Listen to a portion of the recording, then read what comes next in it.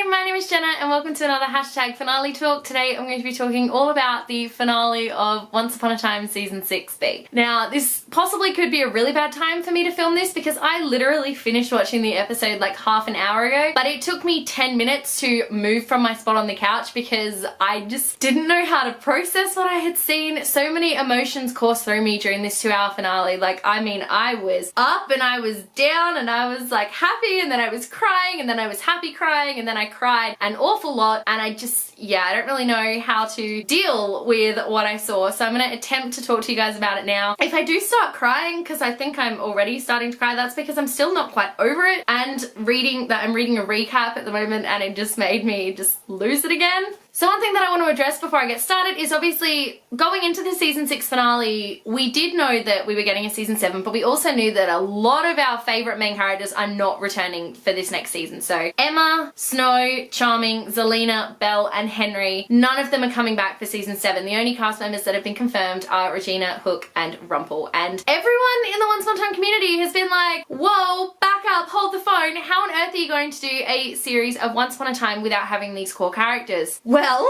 during the 2-hour season finale, they answered that question for us in a really lovely way, which I absolutely adore. But they also managed to wrap up everyone's storylines. Going into this episode, Adam and Eddie, the creators of Once Upon a Time, had always said that this episode was going to wrap up a bunch of storylines, and it did. Definitely 100% it wrapped up storylines, and I am altogether thrilled, absolutely thrilled by what happened in this finale. I mean, it destroyed me emotionally, but I was really, really happy with how it all played out. Obviously, there's going to be a huge spoiler warning on this video as I'm going to be talking about all things in the finale and also pretty much everything to do with Once Upon a Time leading up to this point, because basically this is the end of the first 6 seasons of Once Upon a Time and you can't really talk about it without spoiling everything. So if you haven't yet seen Once Upon a Time, I recommend you do because it is an absolutely incredible show. Like, it is so good, but definitely go and watch it first before you come back and watch this video. So we start this episode in the Enchanted Forest where a man is running and he comes into this little girl and he's like, you have to keep the storybook safe, and it's the damn storybook that we have grown so used to seeing over the past 6 seasons. So I was like, hold the phone. What? Excuse me? Who is this? What is happening? And obviously I'd read a lot of articles, seen a lot of theories that this was going to be a grown-up Henry, but I was sort of like, I don't know if I want that. But luckily we didn't spend much time there, and then we got to Storybrooke where Henry wakes up on the roof where the wedding took place, but no one is there and no one remembers. And he obviously remembers because Henry gets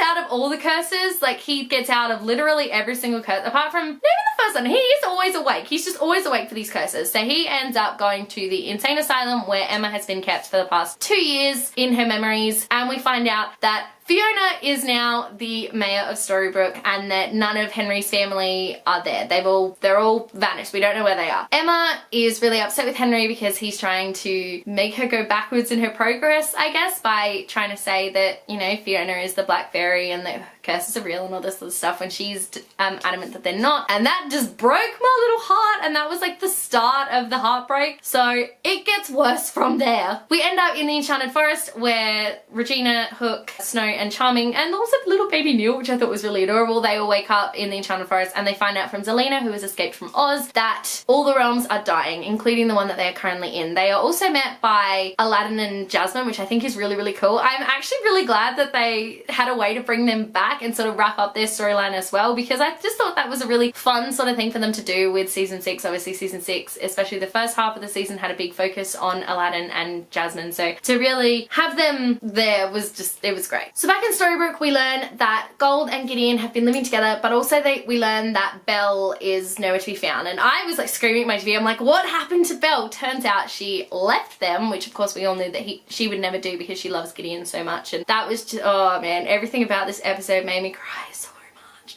I can't even with it, honestly. Henry, of course, is charged with breaking the curse on Emma and getting her to believe again, and he breaks into Dr. Hopper's office and steals the book and ends up being pushed down the stairs by Fiona. You know, I like screamed out loud. I was like, no, when that happened, because I just didn't want to see Henry fall again. And I think that by this point we sort of knew that the final battle was 100% not what we thought it was. So when I was thinking of the final battle, I honestly thought it would be like a battle, like Emma would have to fight someone with a sword. Turns out the final final battle was just her believing in everything and making sure that she didn't lose that belief. So that was just incredible. Like, that was so not what I was expecting, and to see that happen was just really amazing and also heartbreaking. So as Emma lost her belief, the realm started disappearing, which meant her family was going to disappear as well, which I think was just heartbreaking. I mean, seriously, like, what? In the Enchanted Forest, Hook and David go up into the Giant's Lane in order to find a magic bean so that they can all get home, while Regina finds out that Evil Queen, the one that she split and she sort of redeemed a little bit, Evil Queen and Robin have been living in her castle because the Wishland is not a great spot for Evil Queen, obviously, because everyone thought that she killed Snow and Charming. So yeah, it turns out they've been living there. What? That was awesome. That was really, really cute. So Hook and David managed to get a magic bean, but they end up falling off of the beanstalk and tumbling onto the Enchanted Forest floor. Jasmine takes Snow on her magic carpet and they go and they try and find Hook and David. So Hook has the bean and they find him, and he ends up back at the castle while Snow goes out to find Charming. And oh my goodness, this scene, okay? This scene. David is unconscious and basically dead, and Snow is just like, no, and then she kisses him with True Love's kiss, and we get sort of a comparison of images to the pilot episode where he wakes her up and they use the same lines and the same images, and I was like screaming. I was like, no, this can't happen, this can't happen. But he wakes up and they all end up back at Regina's castle, where Evil Queen holds off the black fog, which is the realm collapsing, as long as she possibly can, to allow Regina to get the magic bean to work again, because it had stopped working because of Emma's non-belief in them and in their stories. Unfortunately, the bean doesn't work, and our family, they just stand there and they hug each other while the black fog encompasses them. And the reason the black fog is so big and so strong is because Emma burns the storybook. By this point, I was sobbing already, okay? Emma burnt the storybook. The storybook that has been the embodiment of hope since season 1. She burnt it! I mean, what? How can you burn something like that? The burning of the storybook was the ending of part 1, and then we had to have another, like, Once Upon a Time title card, which gave me a minute to go, what? So now that we're in part 2 of the episode, we start off again in the future in the Enchanted Forest with that little girl who has the storybook. She returns to where her father was and finds that her father is missing. Who should she come across than Tiger Lily, which is so random, by the way. So Tiger Lily shows up and says, I don't know what's gonna happen, but I do know that one day you are going to be reunited with your father. And I was just sitting there, I was like, this little girl is absolutely adorable. Like, she is so cute. I actually love her so much already, and we've only seen her in these couple of scenes. She is so adorable and just, oh, but that wasn't the big deal. I was like, you're really cute and all, but also, Emma just destroyed the storybook. Can we get back to that, please? So we go into Storybook where Henry confronts his grandfather, confronts Rumpelstiltskin, and is like, bro, I know you're awake and I need your help to stop the Black Fairy. Because even though Emma is going back to Boston, someone needs to stop Fiona. It needs to happen. Rumpelstiltskin goes, look, yes, I'm awake, really would love to help, but I need to find Belle. And I think that's really sweet, because honestly, Belle and Rumpel, they are definitely one of my OTPs in this show, and they have been through hell and back, and I just wanted them to find each other. So Henry takes 2 objects from Rumpelstiltskin's shop, neither of which we know what it is to begin with. And then we see him on the beach. He holds up a little handheld mirror, and you just know that he's talking to his family, and he says, I'm sorry, I failed. I could not get Emma to believe. Emma at this point has gone back to Boston, which is heartbreaking all in itself. And he says, someone needs to stop the Black Fairy, and he pulls out a sword. And I'm pretty sure it's Charming's sword, but either way, he pulls out this sword and he goes off to fight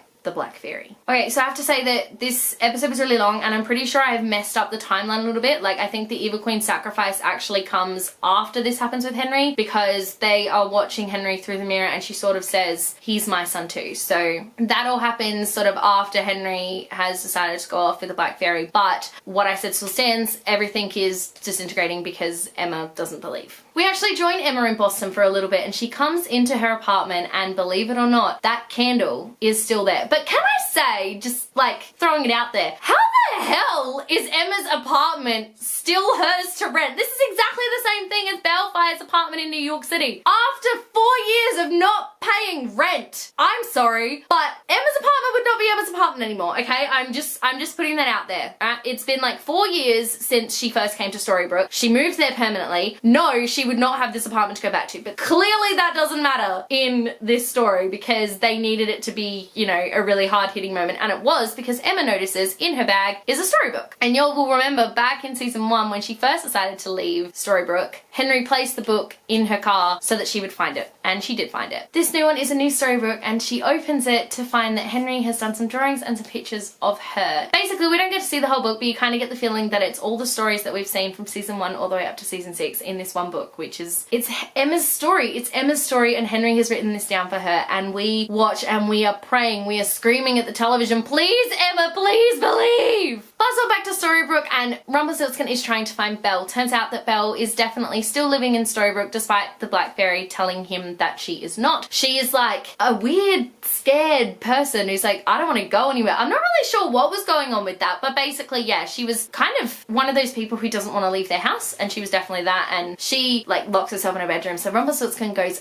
back to his store where he finds Fiona, who has searched for and found the wand, her fairy wand, and she has done it with Gideon, which is just like, whoa, what is happening? Poor Gideon, the poor kid has just been used his whole life. I feel so bad for him. Henry goes to the mayor's office to take out the Black Fairy, but he is stopped by Emma, who found the storybook, and she has come back and she says to him, look, I don't remember anything that you're telling me, but this is the person who I want to be, which is basically exactly what has happened to her from season 1 to season 6. She's become the person that she wants to be. Her small sliver of belief is enough for the realms to stop collapsing and for her family to not disappear, which just by this point, I was a puddle of tears, I'm telling you that right now. Rumpelstiltskin confronts his mother in his store, and while she desperately tries to coerce him and tell him that we can be together, you can have everything, I can get Balefire back if you let me do this, if you let Gideon kill Emma, he goes, no, I don't trust you. I was born to be the savior, you took that away from me, and he kills his mother with this Black Fairy wand, and that breaks the curse. So everyone returns to Storybrooke, everyone remembers who they are, and that is just, that moment is just like,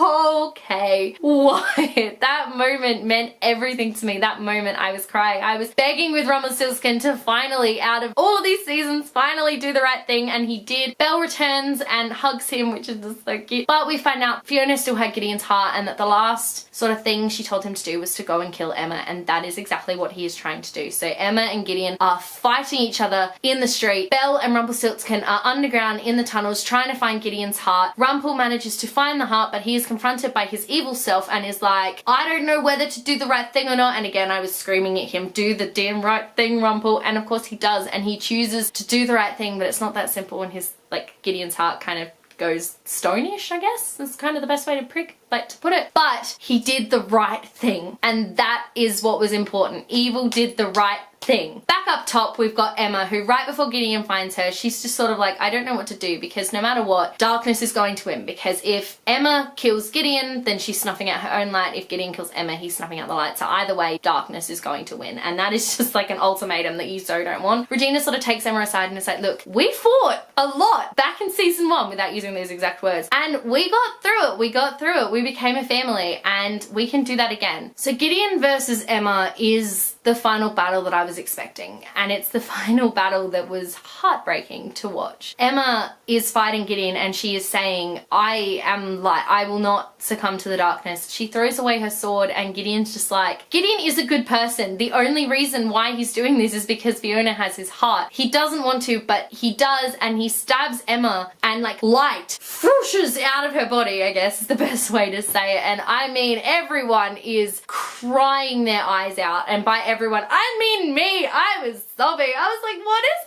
happening to my favorite people? Emma is dead, basically. That's the best way I can describe it. And even Rumpel, he's hugging Belle, and he's like, I don't know what to do. I thought I was doing the right thing. Just like they did with Snow kissing David. Henry kisses Emma, and that love between them, that love of a mother and a son, is enough to break the curse and to bring Emma back. Which, again, crying a lot happened there, and Emma comes back and the family just hugs. And this family, mind you, includes Regina, it includes Zelina, it includes everybody. And that, for me, was something really important that this show has managed to do from season 1 to season 6, is it's made you love everyone and see them as this family. And that's not it. So down in the mines, while Rumpel and Belle are hugging, they hear this baby cry, and it's like, what? Turns out Emma's sacrifice was enough to give everyone a fresh start, and Gideon returned to baby form so that Belle and Rumpel have a chance to raise him as their son. Like, I mean, who does that?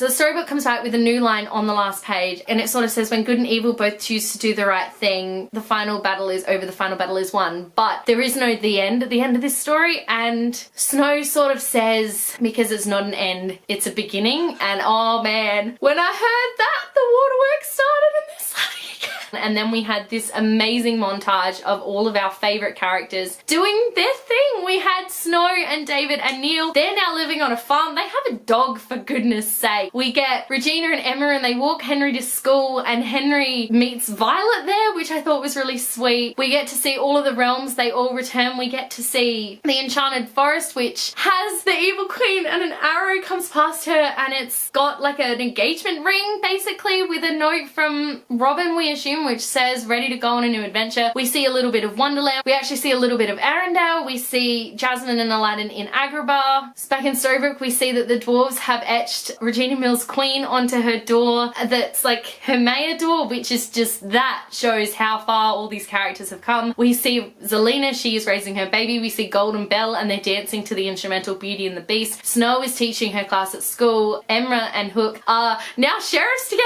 and they're patrolling the city for wrongdoings in their little yellow bug, which is so cute. And then at the end of that little montage, everyone returns to Granny's, where there's this big long table, and they sit and they have dinner together. And when I say everyone, I mean everyone, okay? This whole family, which includes Emma and Hook and the Charmings, Regina, Zelina, little baby Robin, even Belle and Rumpelstiltskin come in with little baby Gideon. Literally everyone is a family in this moment, and it is perfect basically. If the show was going to end, this is the perfect way they could have done it. They could not have done it any better. Just as the show is done thousands of times, this last image becomes a page in a storybook. The book closes, and it's a tiny little white book that says Once Upon a Time. Turns out this little girl that we've been seeing from the future, she's been reading this book, and she's on a monorail in Seattle. And this is the point where my brain went, no way. No way are they gonna do what I think they're gonna do. So she walks along this little apartment building, and she knocks on the door of apartment number 815, typically 815. And the guy who was her father in the Enchanted Forest opens the door, and he's like, can I help you? And she goes, yeah, my name's Lucy, and I'm your daughter. And he's like, I don't have a daughter. She goes, yes you do. Come on, your family needs you. They said they were gonna softly reboot the series, and they did. We're getting a whole new story with this little Lucy and her father, Henry Mills. Her father is Henry. And that is just, I really don't have any words to describe how I feel about that. But honestly, if they were going to reboot the series any way they could, this is the perfect way to do it. And I am so excited and looking forward to season 7 now. I mean, I know that most of them aren't coming back, but they all got their happy beginnings. They really, really did. And honestly, this next season, I don't know what's going to happen, but I do know that it's going to be very truthful to the original series. And I think that obviously we've got Regina, Hook and Rumple coming back. There is potential for baby Neil and baby Robin to be grown-up characters, and for them to be main characters in this show as well. And I think that is just incredible. So the thing that I love the most about this finale is that it was so true to the show, and it ended everything perfectly. It really, really did. And now history is repeating itself, and we get to live out this story all over again with a new set of characters, while also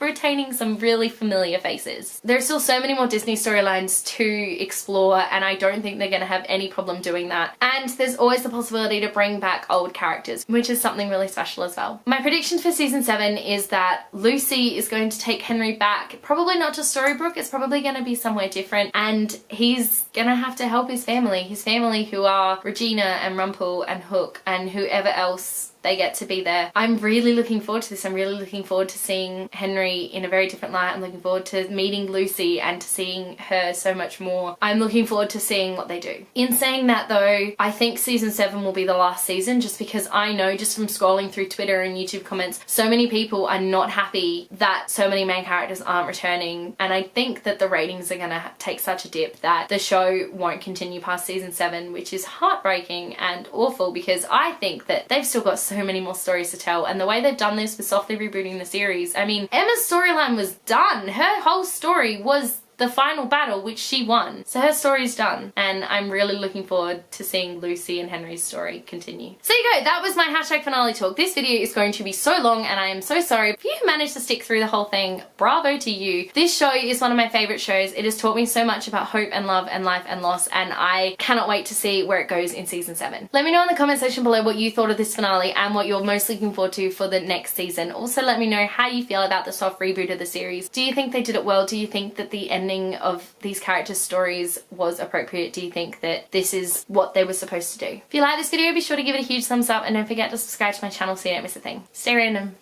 Bye.